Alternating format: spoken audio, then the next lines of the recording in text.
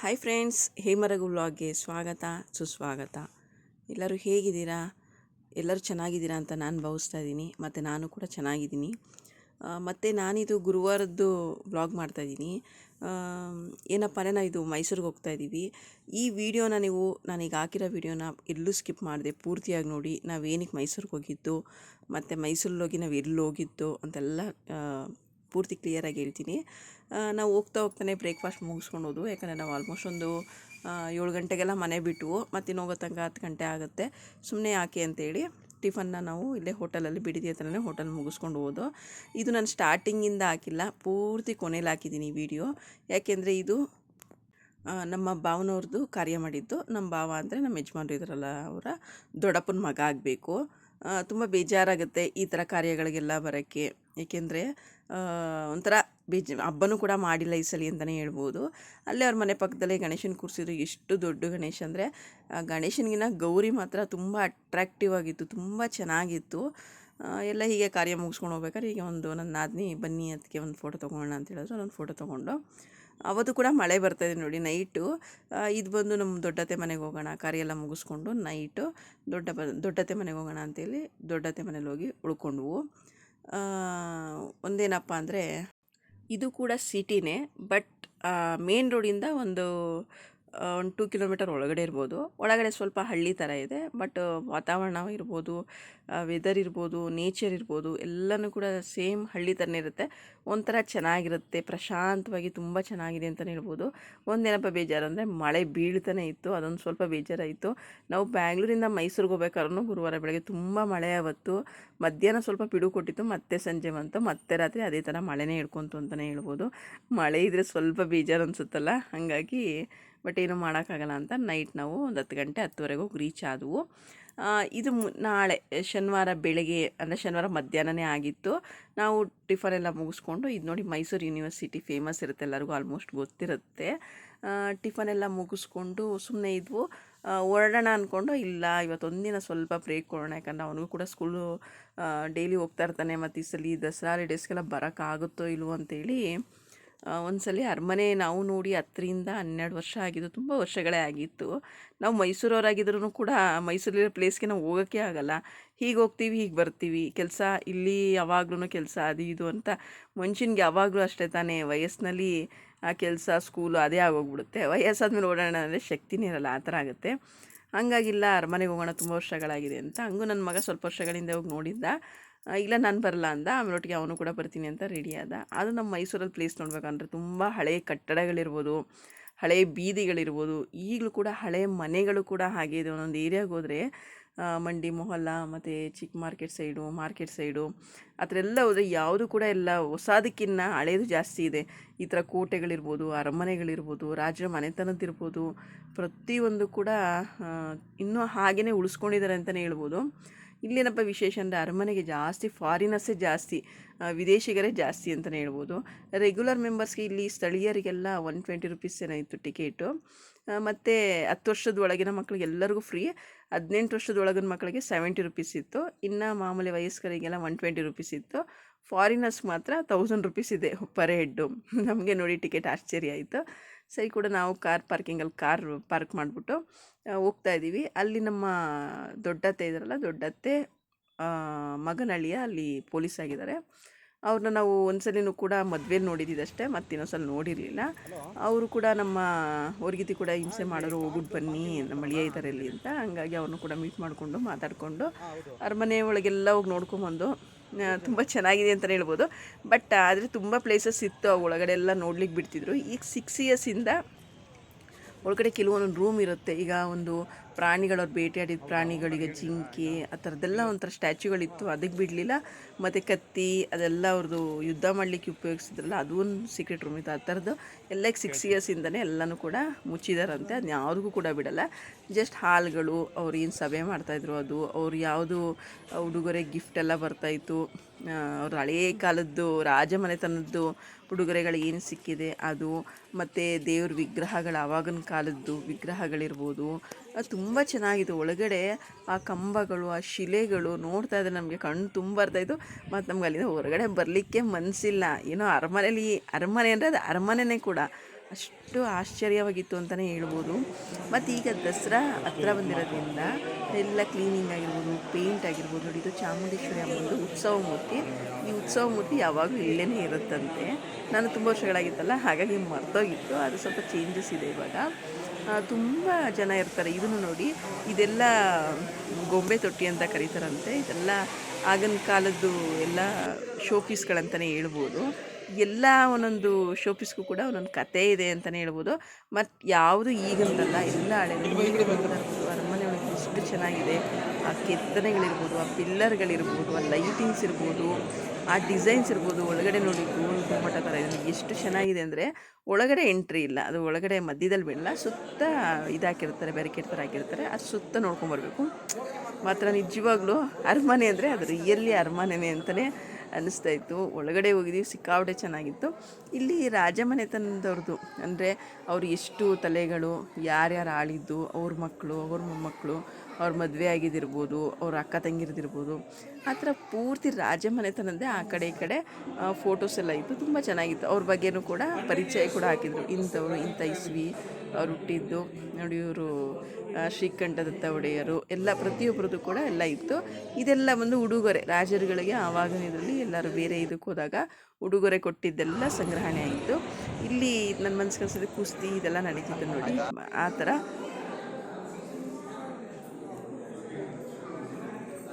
Ground ಥರ ಇತ್ತು. ಅದು ಮಧ್ಯದಲ್ಲಿತ್ತು, ತುಂಬ ಚೆನ್ನಾಗಿತ್ತು.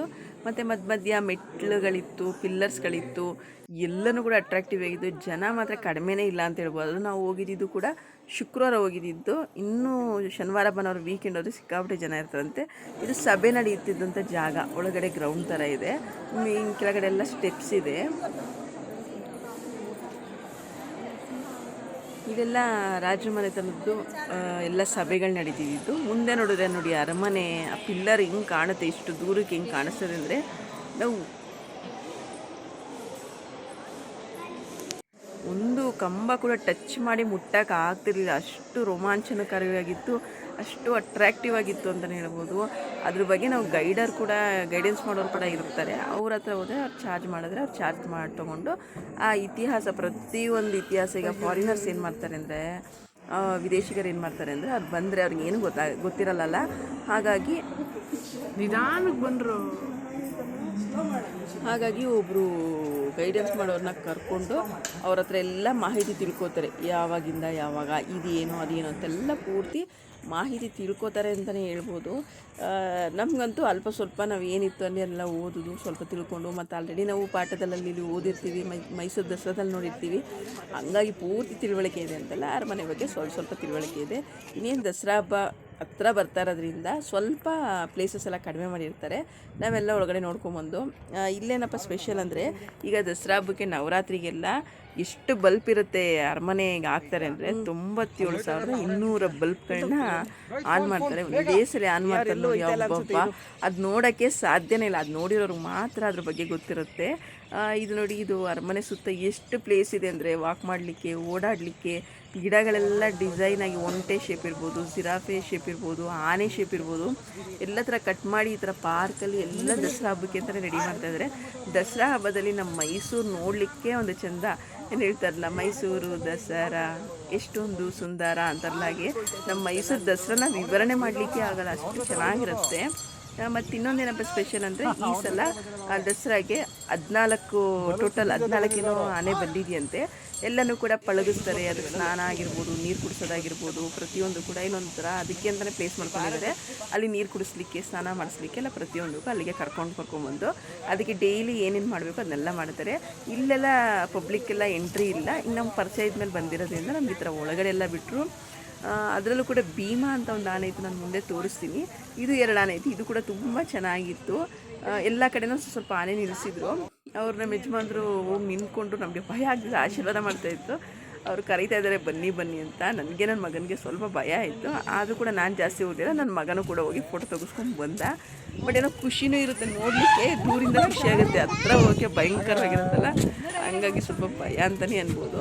ಇಲ್ಲೂ ಒಂದು ಆನೆ ಇದೆ ನೋಡಿ. ಅವರು ಮಾವುತಾ ಇರ್ತಾರೆ ನೋಡಿ, ಅವ್ರು ಹೇಗೆ ಬೇಕೋ ಪಳಗಿಸ್ಕೊಂಡು ಅವ್ರಿಗೆ ಹೆಂಗೆ ಬೇಕು ಮಾಡ್ಕೊತಾರೆ.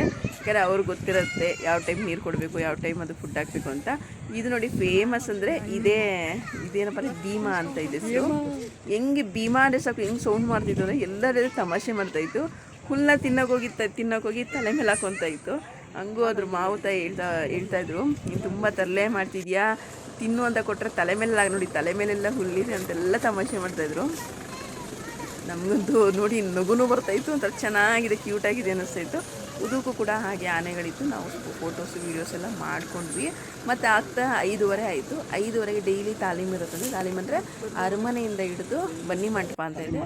ಹಿಂಗೆ ಒಂದು 2 ಕಿಲೋಮೀಟ್ರ್ ಇರ್ಬೋದು, 2-3 ಕಿಲೋಮೀಟ್ರ್ ಇರುತ್ತೆ ಅನಿಸುತ್ತೆ.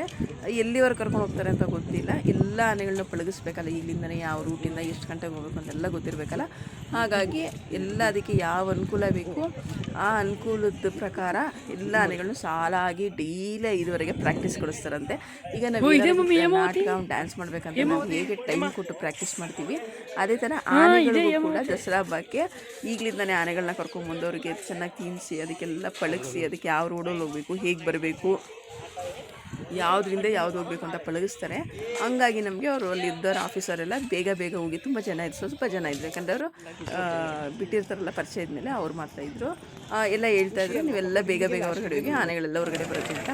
ಆದರೂ ಕೂಡ ಪ್ಯಾಲೇಸಲ್ಲಿರ್ಬೋದು ಮತ್ತು ಮೇನ್ ರೋಡಲ್ಲಿ 2 ಅವರ್ಸಿಂದ ವೆಯ್ಟ್ ಮಾಡ್ತಾಯಿದ್ದಾರೆ ಜನ. ಯಾಕೆ ಅಂದರೆ ಈ ಆನೆಗಳು ನಡ್ಕೊಂಬರುತ್ತೆ, ಅದು ನೋಡಲಿಕ್ಕೋಸ್ಕರ 2-3 ಅವರ್ಸಿಂದ ಮಧ್ಯಾಹ್ನದಿಂದನೇ ವೆಯ್ಟ್ ಮಾಡ್ತಿರ್ತಾರೆ. ನೋಡಿ ಎಷ್ಟು ಜನ ವೆಯ್ಟ್ ಮಾಡ್ತಿದ್ದಾರೆ ಗೊತ್ತಾ. ನಾವು ಇದನ್ನೆಲ್ಲ ನೋಡಿಕೊಂಡು ಹೊರಗಡೆ ಬಂದು ವೆಯ್ಟ್ ಮಾಡಿದೋ ಅಷ್ಟರಲ್ಲಿ ಒಂದೊಂದೇ ಆನೆಗಳು ಬಿಡೋಕ್ಕೆ ಶುರು ಮಾಡಿದ್ರು. ಫಸ್ಟ್ ಈ ಥರ ಒಂದು ಸರ್ಕಾರಿ ಗಾಡಿ ಹೋಯಿತು. ಅದರಲ್ಲಿ ಏನು ಅನುಕೂಲ ಮಾಡ್ಕೊಂಡಿರ್ತಾರೋ ಗೊತ್ತಿಲ್ಲ ನಮಗೆ ಒಟ್ಟಿಗೆ. ಅದೇನು ಹಿಂದೆ ಕೂಡ ಒಂದು ಕಂಬಿ ಹಾಕಿತ್ತು, ಅದು ಮುಂದೆ ಮೂವ್ ಆಗುತ್ತೆ.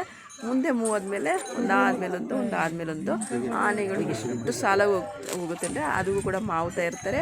ಅವರು ಕೂಡ ಯೂನಿಫಾರ್ಮ್ ಇರುತ್ತೆ, ಯೂನಿಫಾರ್ಮು ಜಾಕೆಟ್ ಎಲ್ಲನೂ ಕೂಡ ಒಂದೇ ಥರ ಇರುತ್ತೆ.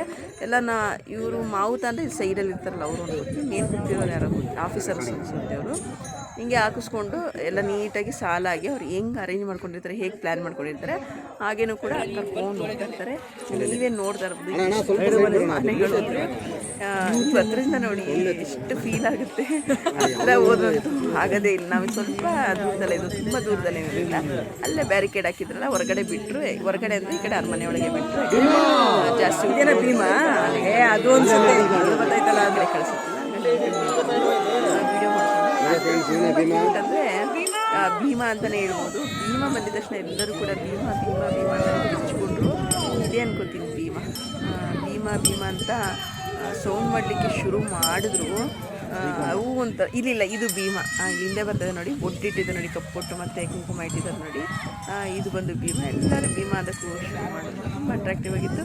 ಮಕ್ಕಳಂದು ತುಂಬ ಚೆನ್ನಾಗಿ ಎಂಜಾಯ್ ಮಾಡ್ತಾರೆ. ರೋಡಲ್ಲೂ ಕೂಡ ಅಷ್ಟೇ 2-3 ಅವರ್ಸಿಂದ ವೆಯ್ಟ್ ಮಾಡ್ತಿದ್ದಾರೆ ನೋಡಲಿಕ್ಕೆ. ಒಂದಿನ ಮುಂಚೆದೂ ಕೂಡ ವೆಯ್ಟ್ ಮಾಡ್ತಿದ್ದಾರೆ. ಅಷ್ಟು ಚೆನ್ನಾಗಿರುತ್ತೆ. ಲೈಟಿಂಗ್ಸ್ ಇರ್ಬೋದು, ಪ್ರದರ್ಶನಗಳಿರ್ಬೋದು, ಎಲ್ಲನೂ ಕೂಡ ಸ್ತಂಭಗಳು ಪ್ರದರ್ಶನಗಳು ಮಾಡ್ತಾರೆ. ಆ ಜಿಲ್ಲೆಗೆ ಸಂಬಂಧಪಟ್ಟಂಗೆ ನಾವು ಈ ದಸರಾ ಬಗ್ಗೆ ನೋಡಿರೋರಿಗೂ ಗೊತ್ತಿರುತ್ತೆ. ನೋಡಿದ್ರೆ ದಯವಿಟ್ಟು ಹೋಗಿ ನೋಡಿ ಅಂತಲೇ ಹೇಳ್ಬೋದು. ಅದು ತುಂಬ ರಶ್ ಇರುತ್ತೆ ಅಷ್ಟೇ, ಬಟ್ ಏನು ಮಾಡೋಕ್ಕಾಗಲ್ಲ. ನೋಡಬೇಕು ಅಂದರೆ ನೋಡಲೇಬೇಕಾಗುತ್ತೆ. ನೋಡಿ ನಮ್ಮ ಮೈಸೂರು ಬಗ್ಗೆ ಹೇಳ್ಕೊಳ್ಳಿಕ್ಕೆ ನಮಗೆ ತುಂಬ ಹೆಮ್ಮೆ ಅನಿಸುತ್ತೆ, ತುಂಬ ಖುಷಿಯಾಗುತ್ತೆ, ತುಂಬ ಚೆನ್ನಾಗಿರುತ್ತೆ. ನಾವು ಮನೆ ಬಿಟ್ಟಾಗಲೇ ಆಲ್ಮೋಸ್ಟ್ ಅರಮನೆ ಒಳಗೆ ಒಂದು ಅರ್ಧದಿಂದ 3/4 ಗಂಟೆ ಆಯಿತು. ಆಮೇಲೆ ನಾವು ಇಲ್ಲಿ ಆನೆ ಎಲ್ಲ ನೋಡ್ಕೊಂಡು ತನಕ 5:30 ಆಯಿತು. 5:30 ಮೇಲೆ ಈಗ ಸ್ವಲ್ಪ ಇದನ್ನೆಲ್ಲ ನೋಡಿಕೊಂಡು ನಾವು ಮತ್ತೆ ಮನೆಗೆ ಹೋಗೋ ತನಕ 6:30 ಆಯಿತು. ನಾವು ನಮ್ಮ ಅತ್ತೆ ಮನೆಗೆ ಹೋದ್ವು. ನೋಡಿ ಇಷ್ಟು ಹಿಂದೆ ಎಲ್ಲ ಆನೆ 14 ಆನೆ ಬಂದಿದೆಯಂತೆ ಈ ಸಲ. 14 ಆನೆ ಹಿಂದೆ ಮಾಮೂಲಿ ಸರ್ಕಾರದ್ದೇ ಗಾಡಿ ಕೂಡ ಹೋಗುತ್ತೆ. ಅದಕ್ಕೆ ಸಂಬಂಧಪಟ್ಟಿದ್ದೆಲ್ಲ ಇಟ್ಕೊಂಡಿರ್ತಾರೆ ಅನಿಸುತ್ತೆ. ಯಾಕೆಂದರೆ ಪ್ರತಿಯೊಂದು ಮನುಷ್ಯನ್ನೇ ಆಗಲಿ ಪ್ರಾಣಿಗಳನ್ನೇ ಆಗಲಿ ಅದಕ್ಕೆ ನಾವು ಹೇಗೆ ಬೇಕೋ ಪಳಗಿಸ್ಕೋಬೇಕು ಅಂದರೆ ಎಲ್ಲ ಥರನೂ ಕೂಡ ನಾವು ಅನುಕೂಲ ಮಾಡ್ಕೋಬೇಕಾಗುತ್ತೆ. ನಿಮ್ಗೆ ರೋಡಲ್ಲಿ ಕಾಣಿಸ್ತಿದ್ರೆ ಏನೋ ಗೊತ್ತಿಲ್ಲ, ಎಷ್ಟು ಜನ ಇದೆ, ಎಷ್ಟು ಕ್ರೌಡ್ ಅಷ್ಟು ಕ್ರೌಡ್ ಇದ್ದಾರೆ. ಅದನ್ನೆಲ್ಲ ನೋಡ್ಕೊಂಡು ನಾವು ಎಕ್ಸಿಟ್ ಇದಕ್ಕೆ ಹೋಗ್ತಾ ಇದ್ದೀವಿ. ಯಾಕೆಂದರೆ ನಾವಲ್ಲಿ ಕಾರ್ ಪಾರ್ಕಿಂಗ್ ಮಾಡಿದ್ವಲ್ಲ ಅಲ್ಲಿಗೆ ಹೋಗ್ತಾ ಇದ್ದೀವಿ. ಒಂಥರ ಕೂಲಾಗಿತ್ತು, ವೆದರ್ ಮಾತ್ರ ಸೂಪರ್ ಆಗಿತ್ತು, ತುಂಬ ಚೆನ್ನಾಗಿತ್ತು ಅಂತಲೇ ಹೇಳ್ಬೋದು. ತುಂಬ ಚೆನ್ನಾಗಿ ನಾವು ಕೂಡ ತುಂಬ ಒಂಥರ ಮೆಮೊರೀಸ್ ಇತ್ತು, ತುಂಬ ಚೆನ್ನಾಗಿತ್ತು. ನೋಡೋಣ ನೆಕ್ಸ್ಟ್ ಇನ್ನೆಷ್ಟು ವರ್ಷ ಬಿಟ್ಟು ಬರೋದು ಗೊತ್ತಿಲ್ಲ. ಇನ್ನು ಮುಗಿಸ್ಕೊಂಡು ನಾವು ನಮ್ಮ ಅತ್ತೆ ಮನೆಗೆ ಹೋದೋ, ಇಲ್ಲೇ ಸ್ವಲ್ಪ ಟೈಮ್ ಸ್ಪೆಂಡ್ ಮಾಡೋದು. ಇವತ್ತಿನ ವಿಡಿಯೋ ಇಷ್ಟೇ ಫ್ರೆಂಡ್ಸ್. ಯಾರೆಲ್ಲ